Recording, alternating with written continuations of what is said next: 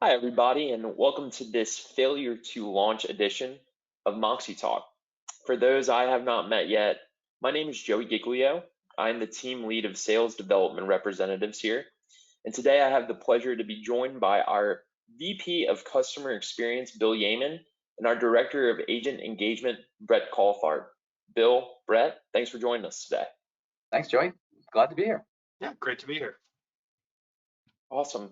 And we're here today to discuss launching and rolling out technology, which we all know has its own challenges for certain. But we just want to shed some light on the best ways to set your brokerage up for success with rolling out new tech. So without further ado, I'll just jump right in here. We have drawn on our past experiences here at MoxiWorks with launching technology to identify 4 critical steps as major points in this process to ensure that technology is launched successfully. You can see the steps laid out here on the screen, but Bill and Bret, I was really hoping for you two to weigh in here and provide some extra context around why these steps are the steps that we must ensure run smoothly in order to effectively launch. Yeah, thanks, Joey. Let me jump in here. These are really the steps that we're going to talk in quite a bit of detail about, through the next few minutes. But thinking about the process of bringing on technology, you've identified some sort of a business problem that you have, whether that's driving up revenue, decreasing costs, improving retention and recruiting. So these are the steps that, as you go through the process of deploying new technology, you really need to be thinking about. It's the first step is just the evaluation of all the different options that are out there and which is going to be the best one for your technology. Step 2 is the whole change management process. You're introducing something brand new to your agent community. That can be hard. What are some of the opportunities that you have to make that easier for all the agents in the brokerage? Step 3, you'd expect there's launch and training, getting the product deployed. And step 4, which I think is in fact the most important of all these, it's post-launch and engagement, making sure that what you've put out for your agent community sticks, is used successfully, and helps you achieve that business objective that you started out with at the beginning. I just want to ask you, I know that everybody has their own timeline here, but are there like recommended segments of time for each one of these steps, or how does this process, how long would you say it takes to go through this process? I think that's actually one of the key parts of step 2, right? Once you've chosen the technology, depending on what sort of technology it is and the complexity and the breadth of that technology, you really need to have step 2 be that timeline for what you expect to have that rollout time to be, and then how you've got different milestones along that path to be successful. So classic answer of it depends. Absolutely.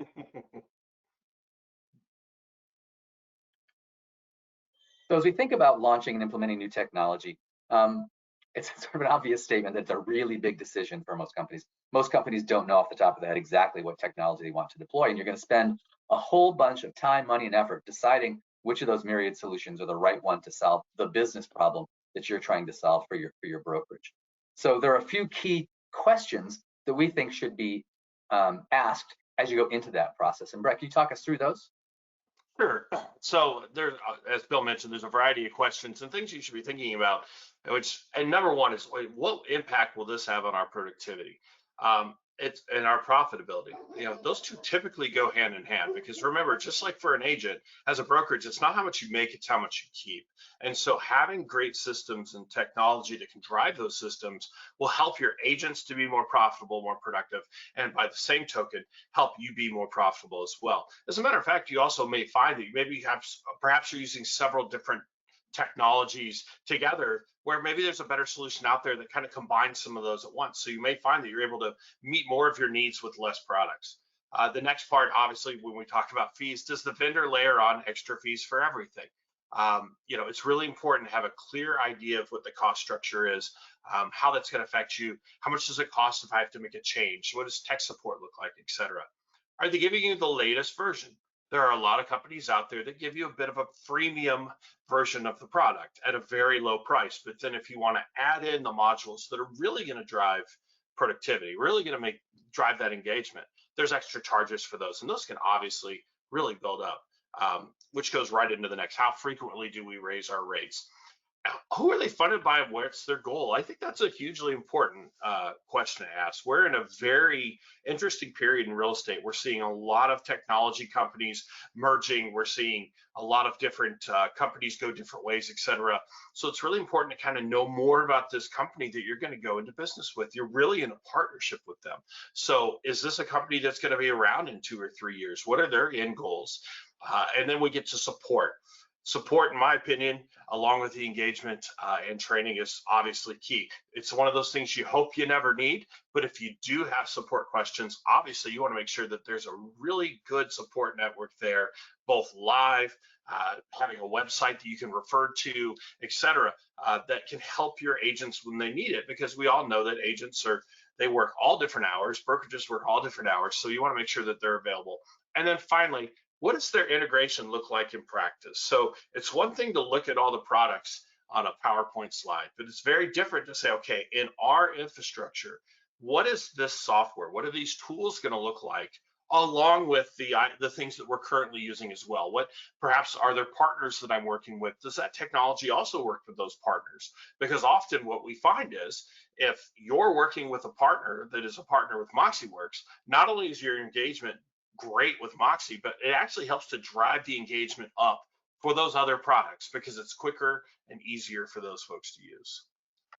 When you mentioned support, it kind of reminds me of having a good insurance policy, which I had to kind of put into play this past weekend when I was in a ski accident. And support, like insurance, you really don't need it until you need it. Absolutely.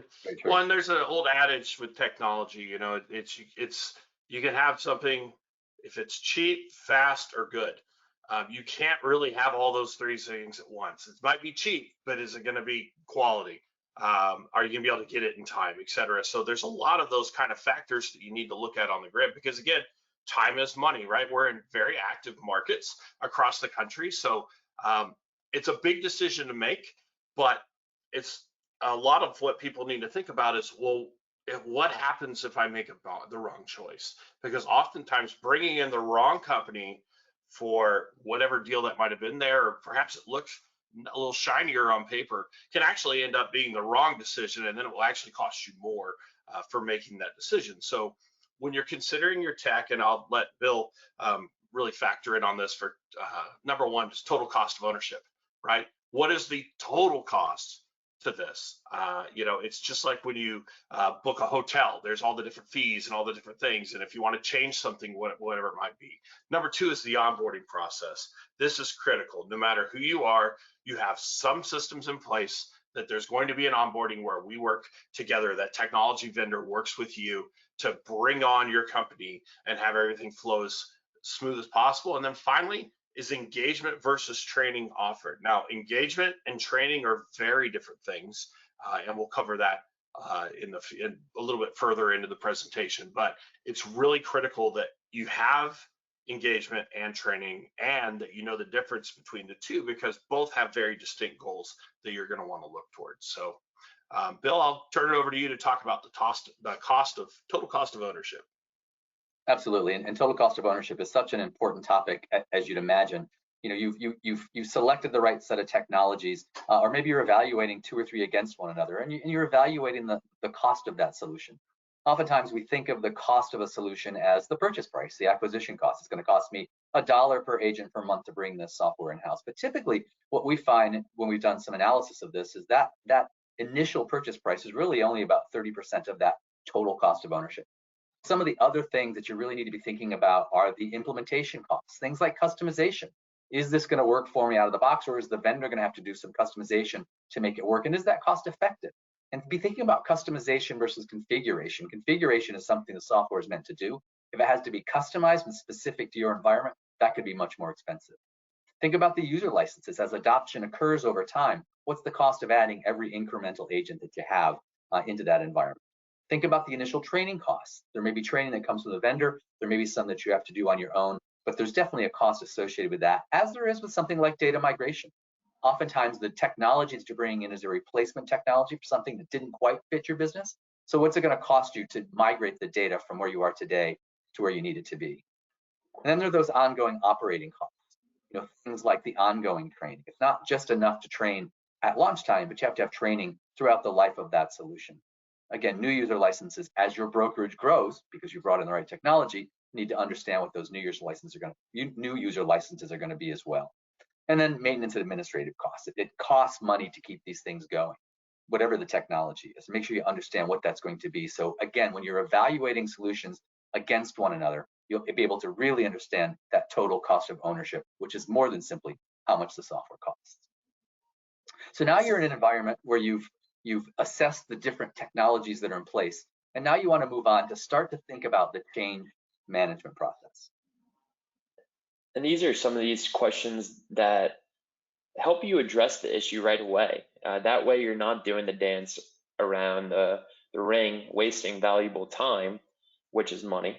And it allows you to go right to the root of your question of what will the TCO, total cost of ownership, be here.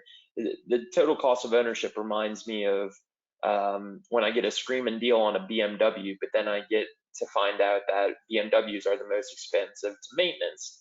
Or it just reminds me of that it's too good to be true kind of feeling. And these questions will help you kind of get right to the point of what will this cost us in the long run? Yeah, that's right, Joey. And we actually stole these from, or borrowed them from, borrowing is a nicer thing than stealing, I suppose, from a book called The Advantage by Patrick Lencioni. And that's why it's all about organizational health, and why organizational health is really, more important than a superior strategy or faster innovation or smarter employees. But it's about aligning people across the organization as to why you're doing things, especially when you're making a change, aligned around technology. One of the quotes from the book that I think is really fascinating is leadership must be aligned and committed to the same answers to key questions. We'll talk about those in a second. Answers must be communicated clearly, repeatedly, enthusiastically, and repeatedly.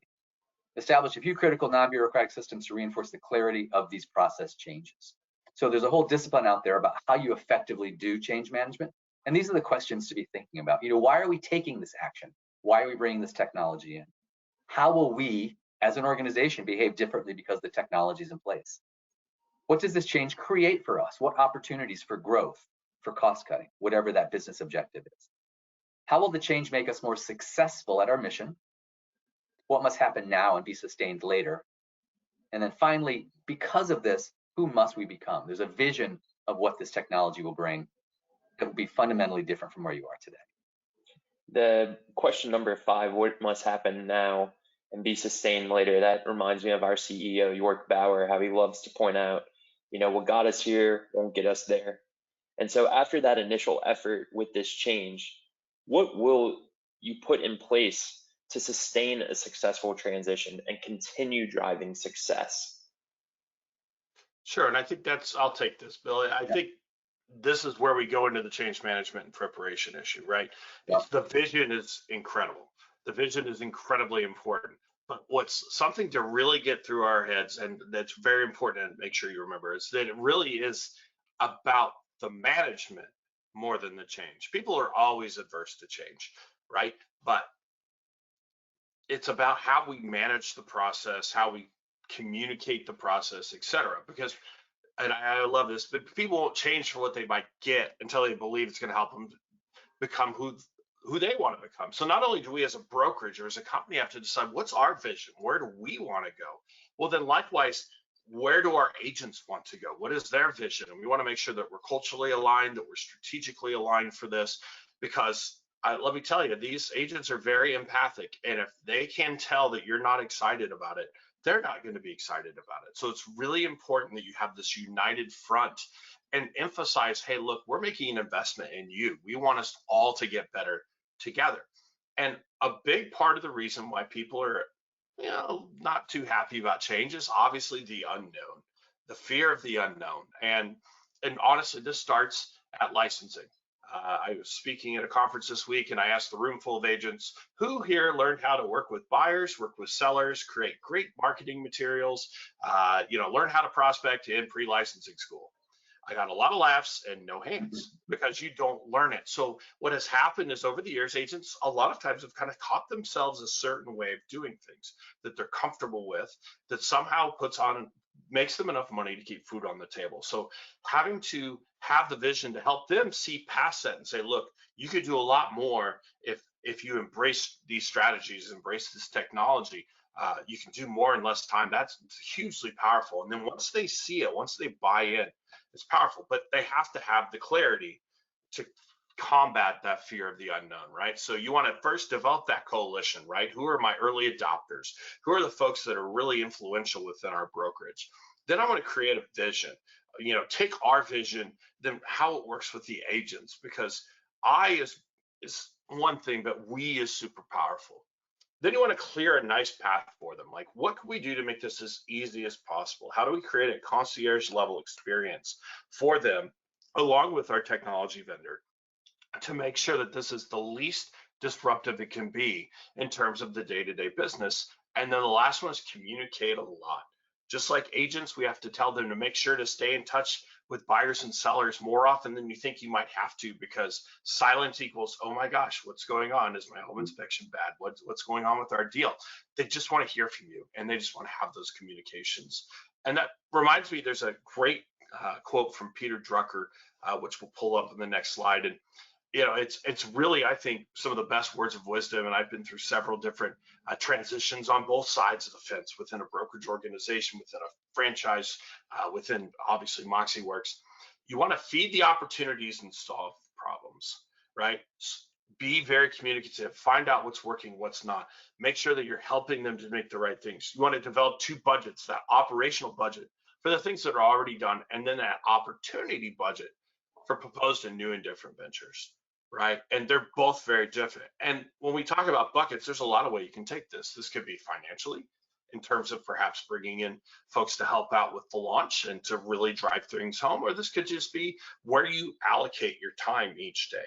Which buckets can you fill that? And again, we want to make sure that we keep the successes going and we scream them from the rooftop and starve out any problems we might have. And getting back to screaming that from the rooftop, Brett, often in this industry you hear location, location, location. Well, I think when it comes to change management, it's all about communication, communication, communication. You're exactly right. You're exactly right. And so because of this, there's some really good key steps for success that we should make sure. And notice how it says before, during, and after launch. This is incredibly important. You can't just communicate ahead of time, launch comes, and then you just kind of hope it's on autopilot, right? So you have to consistently show these three things throughout the entire process, before, during, and after. Let's start with urgency. Don't delay transitions, right? The cost of waiting is high. And I hear this a lot, oh, well, the markets are busy, maybe we'll wait 6 months. Well, that's 6 months that your agents could have had to be more productive, to make better business decisions. That you would have a technology suite and processes in place that will help you recruit and retain agents better. It's a hyper competitive market. So don't you want to be the best you can be as soon as you can be, right? So don't delay it, because the easiest thing to do is nothing at all. The vision, again, how does this tech and the strategies behind the tech fit into the core values of our business? Very different messaging. Beforehand, we talk about, in the evaluation stage. During the launch, we talk about, like, how can we launch this and put the pieces in place so that it works the best as possible? And then obviously after the launch, how perhaps our vision will evolve. Maybe we'll learn some things during the process that we say, hey, wow, we've got a gap here that we can address. And then finally, of course, results. It's very important that you highlight wins and encourage those insights. And at the beginning of the process, you definitely want to talk to the vendors and find out, do they have case studies as far as how effective their technology are? Are they willing to provide current clients that they would say, hey, I'd be happy to talk to you about my experience? Have they been looked at by various organizations like T360 that does evaluations of these types of platforms? And take a look at that and the results. And then obviously the engagement.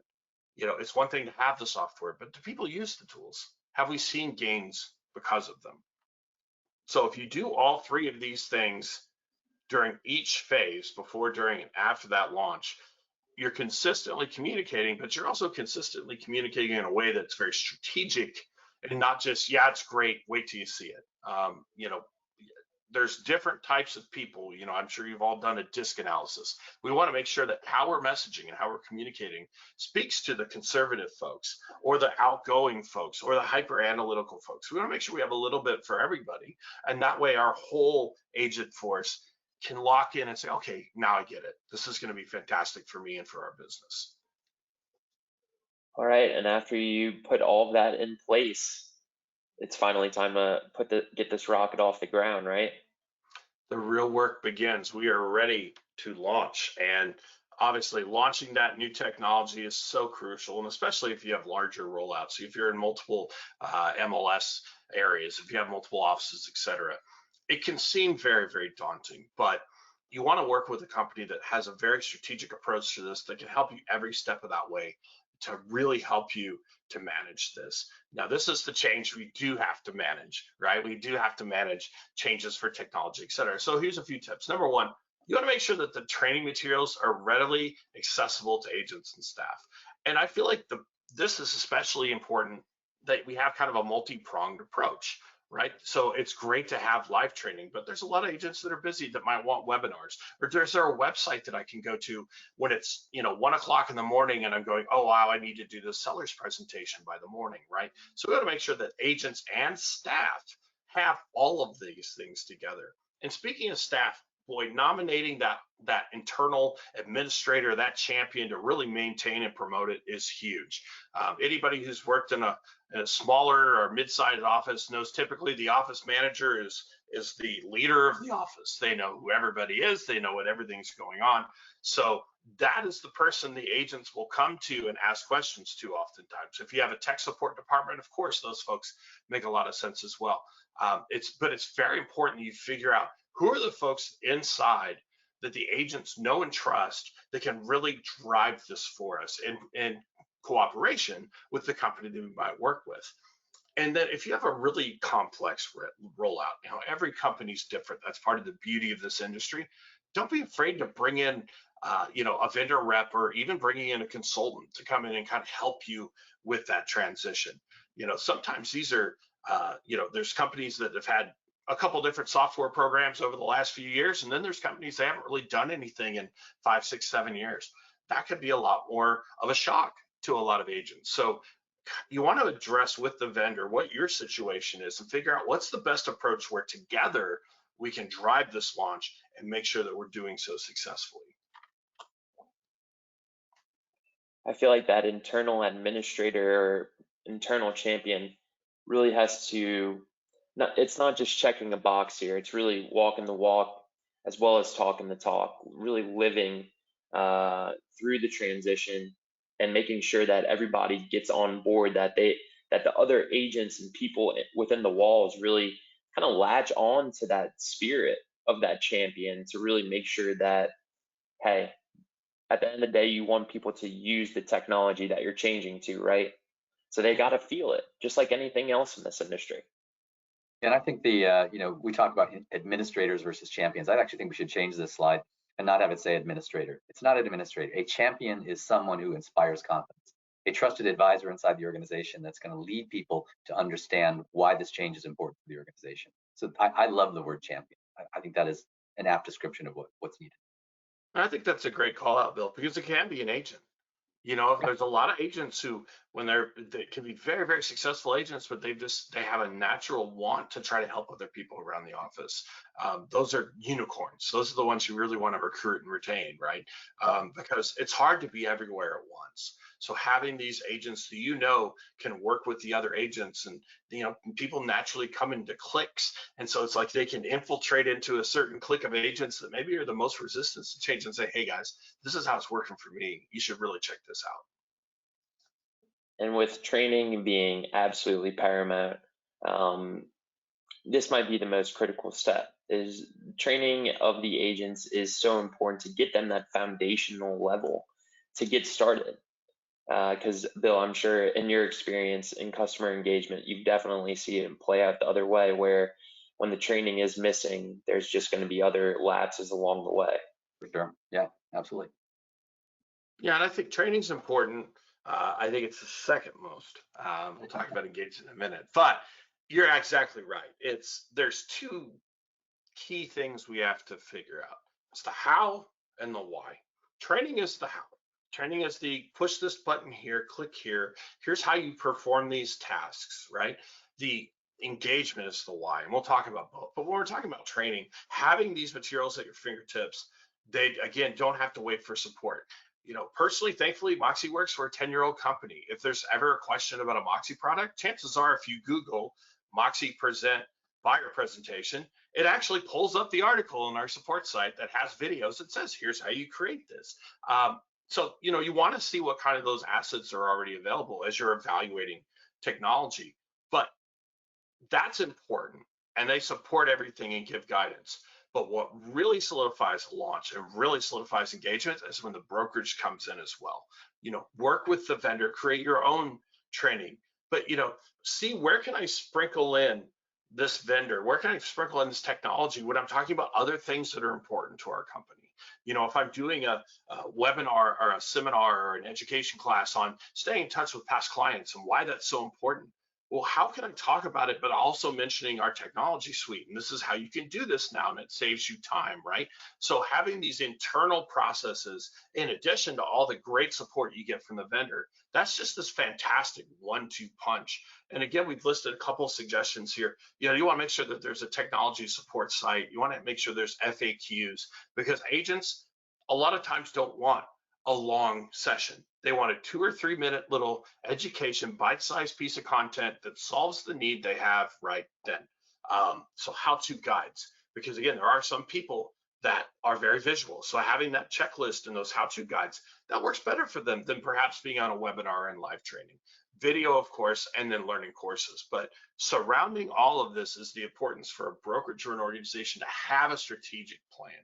Because once you have that plan around training and how we're going to work with this vendor on this, that allows you to be more versatile. So even if something may come up, or if you decide, oh, well, there's a problem we might need to fix, at least you have a roadmap to come back to and continue the march in terms of having this be a successful launch. And I know from my days on support, the FAQs that MoxiWorks provides at support.moxieworks.com are really great. I've seen kind of the light bulb go off, or the aha moment, where agents know that they can go to support.moxieworks.com and kind of learn at their own speed. Because like you said, Brett, I think we've all had our fill of, sitting in on webinars or video training sessions with a group. This way you have the materials where one can kind of digest it at their own speed, really. Well, except for all of you watching this, we really appreciate you joining us, of course. But you're exactly right, Joe. And I think one of the common misconceptions, to take it back to Moxie very quickly, is support.moxieworks.com. Yes, that's where you would go to submit a support ticket. But it's such a valuable resource beyond that. If you know that Moxie Present is coming, there's a couple dozen videos there that show exactly how it works. So you can see the product in action. If you're a visual learner, you can find out things. There's hot tips and there's best practices and things. And all of that leads us to engagement. So marketers think about it in terms of attention. This is a big difference here, folks, right? Driving engagement is not just making sure all my agents know about this. Is that a component of it? Yes. But with agents, it's really not having to do with it being framed within marketing. For when we're talking about engagement among agents, we're talking about inspiring these folks to care about what they're doing and what you're doing as a brokerage. That's the most important part, right? Again, we have to be all in together, and it's tough sometimes, and it depends on the company culture, et cetera. But you have to stress, as a broker, our commitment we make to our agents is that if you come here and we partner together to do business, I'm going to help you to be more successful. So this is an incredible way for you actually to put action steps in place to actually do that. Because when a renewal comes up in an ICA, and you can look and say, hey, did you know since you've joined us, you've increased your productivity by 30%? There's a pretty darn good chance that that agent's going to stick around. So we want to talk about inspiring these folks to want to have this change. Obviously, they need to be aware of it. The other thing I said, I kind of hinted at this before, this really proves that you care. Unfortunately, there's a lot of competition out there, and there's a lot of different brokerage models. And there's companies who provide a ton of support, and there's companies who really don't provide any support. There's high splits and lower splits and everything else. One thing that can help you show your value prop is saying, look, we care about our agents, we invest in our agents, and here's a concrete way that we are doing this to help you be more successful. Because what we find is, if you have engaged agents within your office, they're going to go the extra mile. An unengaged agent, they'll do sometimes the required training, or but the actual engaged agent, they're going to be the ones who are going to explore that learning library. They're the ones who are going to go down and proactively look for these opportunities to kind of grow and improve. And it really kind of goes back to proving that you care. 60% of millennials say that learning and growing at work is essential. It's a huge part of why we do what we do. And I think that to be a good agent, you have to remember you're an educator and a facilitator. To do this, you should be constantly learning. So brokerages really need to invest in that training to help them with that growth. And frankly, it's the world we live in, as I kind of mentioned. People are skeptical about sometimes brokerage motives. Should there be? No, but there's just this certain skepticism because you're getting hit by recruiters from other companies all the time.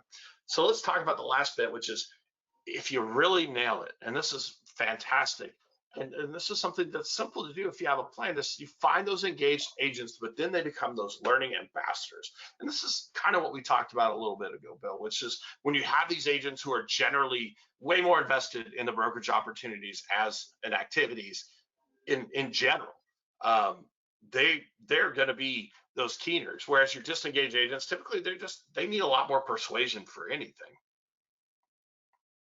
So what you're going to find is your engaged agents are going to proactively encourage these other agents to complete the training. So you basically have this secondary set of brokerage influencers working in tandem with your champion to really drive things forward. And this is so critical, especially in the beginning, because once your product is going, if the product and the technology and everything goes to plan, your agents will make more money, and then you can have the benefit of agent testimonials and showing these are the results of the people who use the product versus the people who occasionally log in, et cetera. So this is how you jumpstart that process. And again, it goes back to kind of celebrating those early wins. But if you don't have engagement, boy, it's hard. And sometimes you have to do a little bit of a re-engagement if you hit certain times of a real estate market. But at the end of the day, engagement really never ends. It just continues and continues. And if you can do a good job with that in partnership with who you're working with, boy, you're just going to find an incredible return on investment. But beyond that, you're going to just have a better company culture. Success breeds success. And I remember when I got into brokerages in 2007 and 8, when the market crashed, it was really not very fun. It was very depressing. Nobody was selling anything. People are worrying about all this stuff. Whereas when things picked up and I was with brokerages and running brokerages that did a lot of these things, had better technology and strategy, et cetera, and we had a lot of success, boy, it was palpable when you walked into that office. So it's really important that we drive the engagement home. We can feel it ourselves when we're engaged to something or we're not, whether it be at the workplace and somebody is asking you to go through a different process, or even at home when someone's talking to you and you may not be tuned in. That's exactly right. And for those of you who are listening and actually that you're multitasking, this is now the most important slide. So stop whatever. Yeah, if you're doing this, pay attention to this part. So the key thing of everything we're talking about so far is really that engagement plus training equals adoption.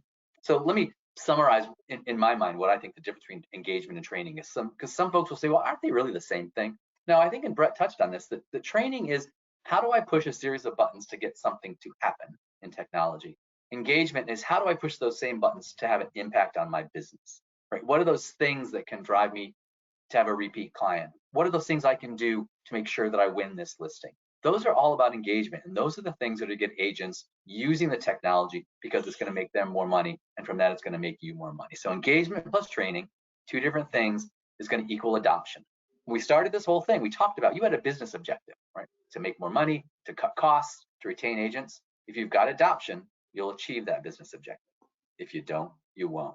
So it really is that simple of a formula. And we think that engagement and training are so unique that at MoxiWorks, we actually have different departments. So we have a training department that trains agents on how to do things, and we have an engagement department that has content that gets them engaged and focused and excited about the technology, again, so that they adopt it. So taking us back to where we started, we talked about deciding what the technology should be and how you choose a vendor, some tips there. We talked about getting ready for that change, going through the change management. We've talked about the launch and how we can have training to make agents successful. And then post-launch, how we have an ongoing training and adoption and engagement program to make sure that the objectives that you set up at the beginning are actually achieved. And thank you everybody for joining us for today. We have a ton of awesome materials for anyone that is hoping to learn more about MoxiWorks and the philosophies that we embody. We have Grit Unlocked, the Unstoppable Real Estate Business book that we launched during mid-pandemic. We have great insight from a lot of industry experts, as well as some of our favorite folks from MoxiWorks. We have previous Moxie Talks. We have a library of them. Please feel free to check that out. And we also have a monthly magazine called Mile 62, where we put a lot of tips, tricks, and our best advice to work to hopefully shed light on national industry trends to help make your agents as knowledgeable as possible when they're out there in the field. Bret, Bill, thank you so much for today. If anyone has any other questions, feel free to email me, joey.giglio@moxieworks.com, and looking to a very successful year. Thank you, everybody. Bye-bye.